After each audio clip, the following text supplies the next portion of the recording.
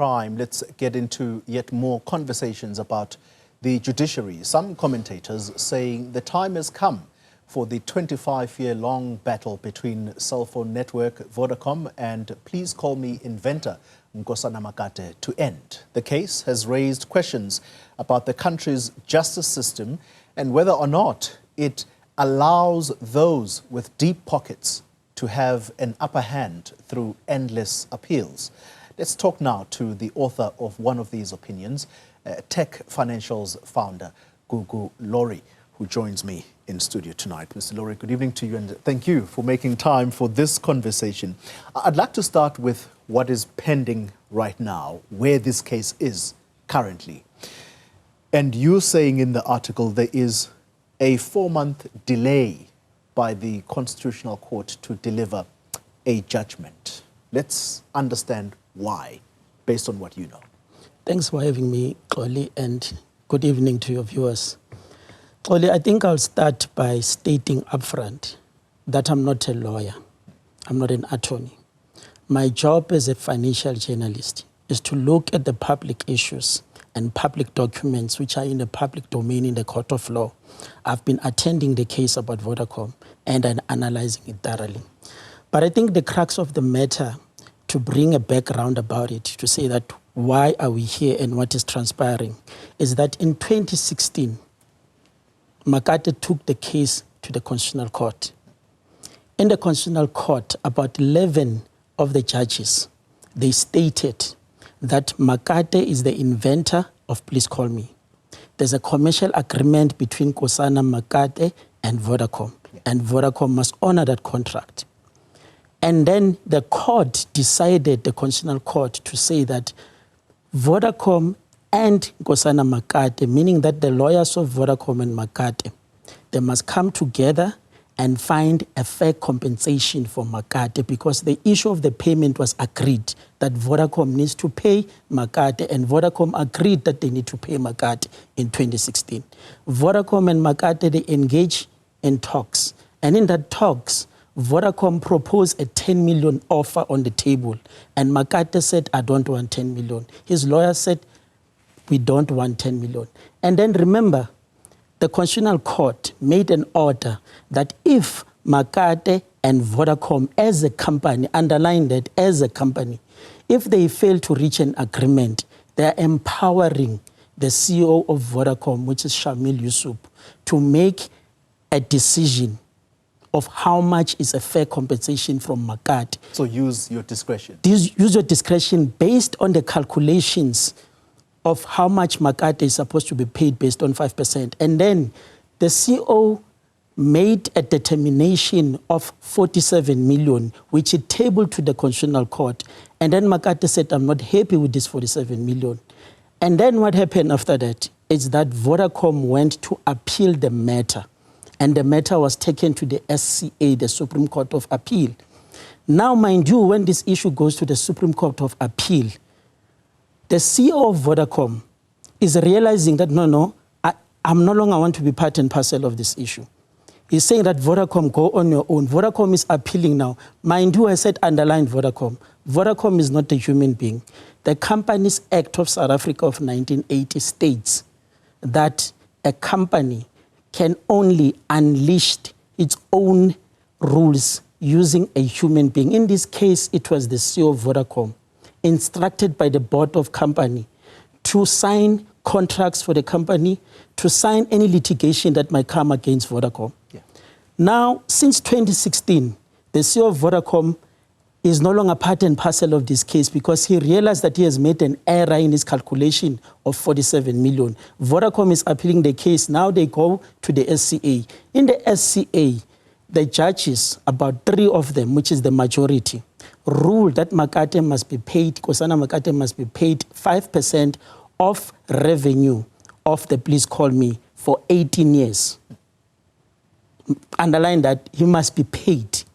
And then what transpired after that is that Vodacom decided to say that because now the figure that came out in the public domain is that Makate must be paid between 29 billion and 63 billion.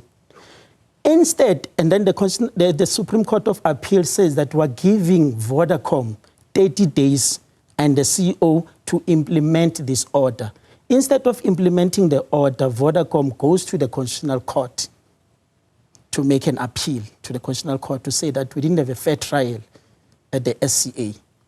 Here our case because there was no fair trial.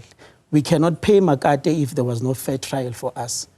But mind you, the case was destroyed by the Constitutional Court in 2016 when they ruled that Makate is the inventor, he needs to be paid. So now, at the Constitutional Court, Vodacom doesn't bring a constitutional issue. They bring procedural issues.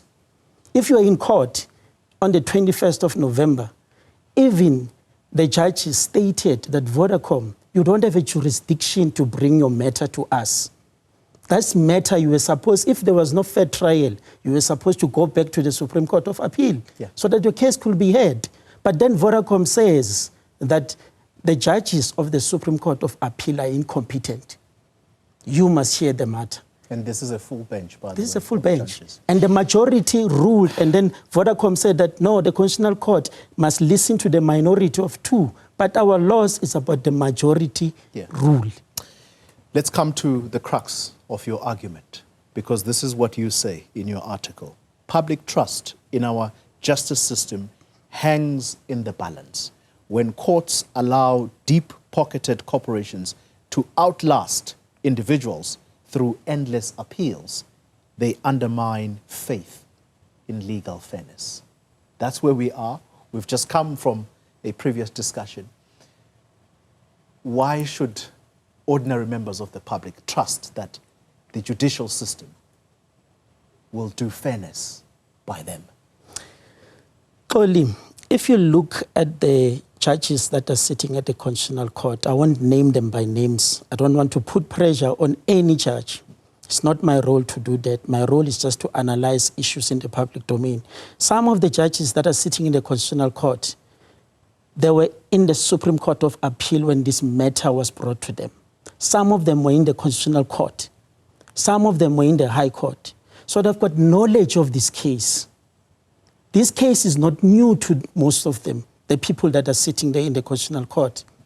It should be easy for them to come with a judgment, because in South Africa, there is an argument now, and there's a directive from the Office of the Chief Justice that the threshold for making sure that any judgment must be issued within 3 months.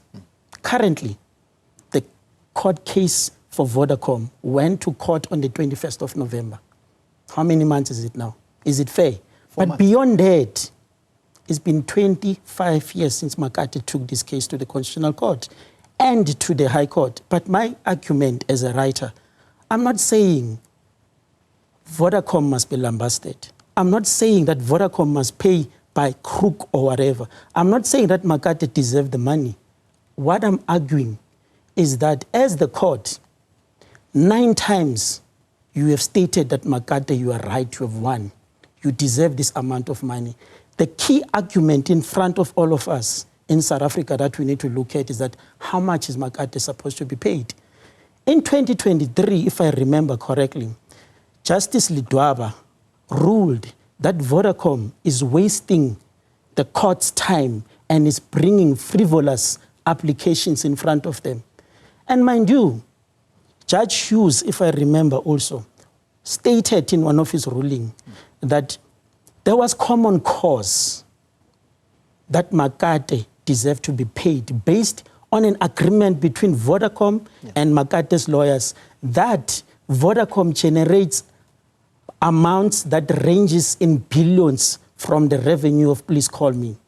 So Makate is not supposed to be paid millions, it's supposed to be paid billions because there was a common cause agreed amongst everyone. Time is against us. Let's end the conversation. Just one question that probably isn't even related. You argue here that this matter may likely outlast Nkosana Makate, therefore disadvantaging not just him, but his family. The Vodacom CEO, is it still the same person that is there now that has been basically engaged with this matter? The CEO is the same CEO, but I want to praise Shamil Yusuf as a Vodacom CEO. Shamil Yusuf, when he realized that he has made a mistake, he didn't appeal. He was not at the Constitutional Court in December to appeal. And let me state this. Shamil Yusuf, as a CEO of Vodacom, has got his own legal team, separate from Vodacom's team.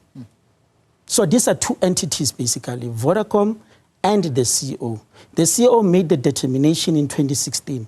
And that determination stands because now the Constitutional Court needs to decide how much Makate is supposed to be paid. Vodacom case as a company was destroyed in 2016 when they were instructed to say that make a payment, and they decided to say that is 10 million. And the CEO overruled them and said that I will propose 47 million. And then he said, if the court dispute my 47 million, the court will decide I'll abide by those rules. And he has washed his hands. He believes that he must follow and respect the rules of the country. Clearly, here's a key crux of the argument. All of us, we talk about investment in South Africa. Yeah. The rule of law is the basis of any country. For 25 years, one man, young man, who arrived at Vodacom as an intern and left with his tail on his back because a big corporate is saying that we're not going to pay you anything. Even if the apex court rules against us that we must pay you what you deserve, underline again the common cause said that Makate must be paid into billions because PCM generated billions of rands. But maybe just to come back to the issue that you're asking, you've got Linda Solomon's, the case I made on the story. I will use a wrong word because I need to emphasize that he was screwed by Disney.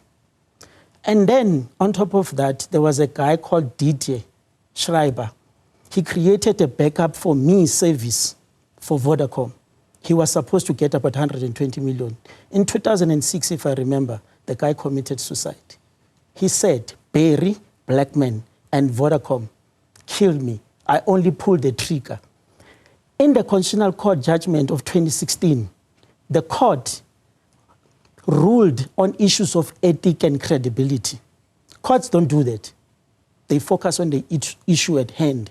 But the court stated that Vodacom has lost credibility because they aligned themselves with Alan Nord-Craig, who lied in court and in court papers and said that Vodacom, he's the one who created the Please Call Me. Gugu, thank you very much for your time. Thank you. Hopefully, some of the judges are watching tonight. Hopefully they'll listen. And hopefully they will reflect deeply. Gugu Lourie, he is the Tech Financials founder, talking to us tonight.